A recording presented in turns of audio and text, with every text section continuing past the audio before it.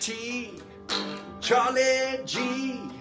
Spend some time with me. Tell me what you see. We'll have encouraging lessons, counting all of our blessings.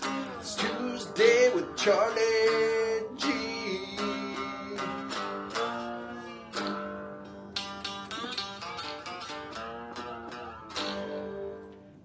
Well, hey, I just have a short little lesson I want to give to you because I got some great feedback on our show about 3 weeks ago when I talked about expectations. And I categorized or allowed you to categorize yourself into a couple different categories of how you handle expectations. Do you remember that? So just a quick review. So if you really do honor expectations from other people over your own expectations for yourself, you're what's called an obliger. And an obliger is more likely to do what someone else wants them to do, even over what they want to do themselves. That's what we call a people pleaser, right? If you hadn't figured that out. And so I want to speak to you specifically this morning if you're a people pleaser. If you're this obliging type of person, because actually that's kind of who I am too. I've struggled with this in the past. I really wanted to please people. I really wanted them to think good of me, to tell me I was okay, to pat me on the back or whatever. I can remember even just as young as I was to be wanting to please people, to do what they wanted me to do.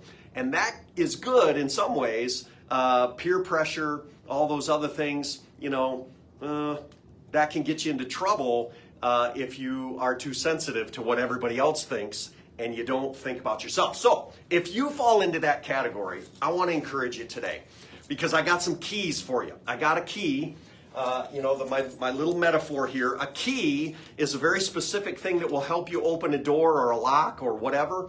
And so I want to be giving you a key this morning if you are a people pleaser. And here's the deal. It's very profound. It's very dramatic.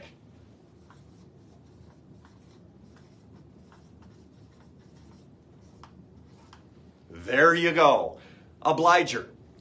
You need to plan ahead. And what I mean by that, let me spin that out for you here.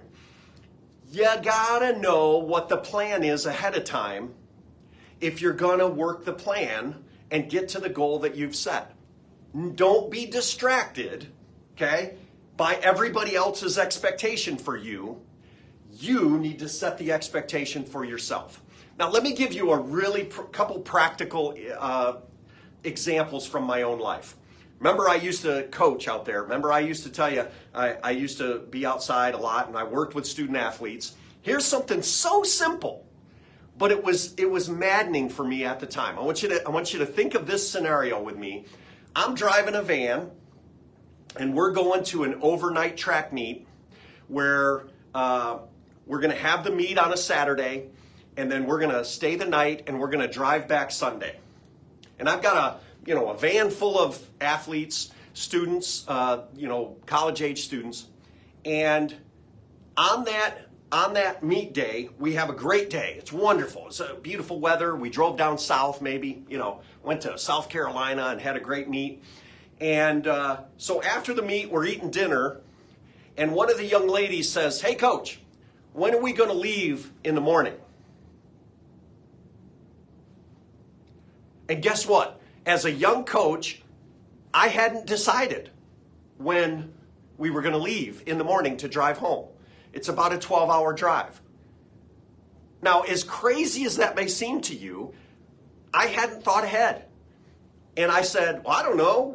What time do you guys want to leave?" That was the dumbest thing I could have ever done. Right? Because now I got 15 college kids all telling me 15 different times that they want to leave to go home. Well, I want to go to the beach. Can we go to the beach first? I got studying to do. I got to get on the road. I want to leave at 6 a.m. No, we got to sleep in. We've had a hard meet all day. We want to sleep in, coach. And so I just had this big chaos argument because nobody decided when we were going to go home. Well, guess what, leader? You're supposed to set the time and tell them ahead of time. Plan ahead. That will eliminate a lot of anxiety in your life. Because here's what I wanted to do. I wanted to please the students. Well, what time would you want to leave? Oh, what time do you want to leave? Oh, what time do you want to leave? No, you can't do that as a leader because all it did is cause chaos and hurt feelings and people were really upset, right? And so in essence, what I'm telling you, obliger, set the plan, work the plan, and you are in charge, especially where you have authority. You need to make the decision and say, you know what? We are going to go to the beach. And we're going to drive 12 hours home, and we're going to leave at 11 o'clock, and we're going to get home before midnight.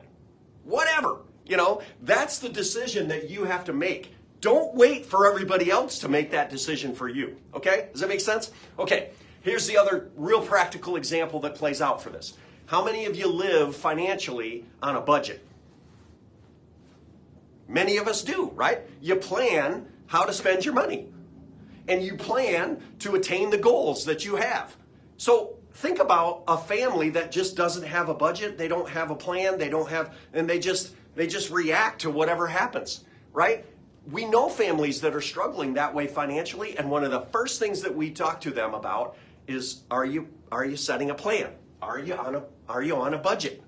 So that's the example, okay? And I want to give you some encouragement this morning that if you struggle with the expectations of everybody else speaking into your life, well, Pastor Charlie, you should do this, or Charlie, you ought to do that, or we need you to do this, or we need you to do that. Whatever it is, you can say, oh, thank you so much, but I've already got a plan.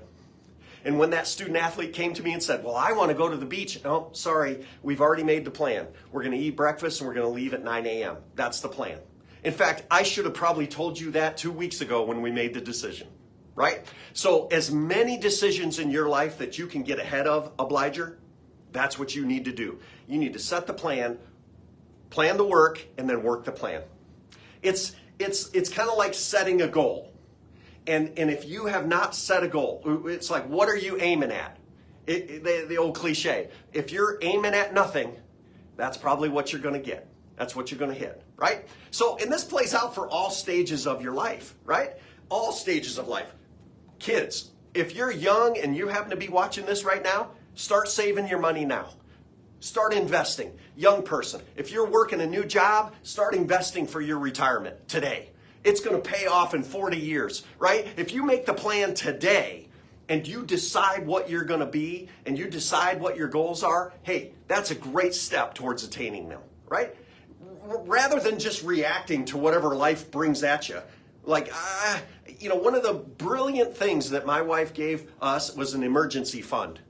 An emergency fund is money goes. And if you're not doing this, this would be a great thing for your family. Set up a little emergency fund, some block of money that just is there in a savings account or whatever, and it's ready to go when the water heater breaks, or when the stove doesn't work, or the dryer quits working, or whatever. Like, that's how we pay for those things when they break. She's brilliant, right? She set aside this money, and I'll never forget, the water heater was leaking, it was broke, and I was so stressed out back when the kids were little, and she said, well, just call somebody and fix it. Well, I don't know about that. Well, how much is it going to cost? Doesn't matter. We got the money. Just go get it fixed. Oh, so the next day we were done, stress-free.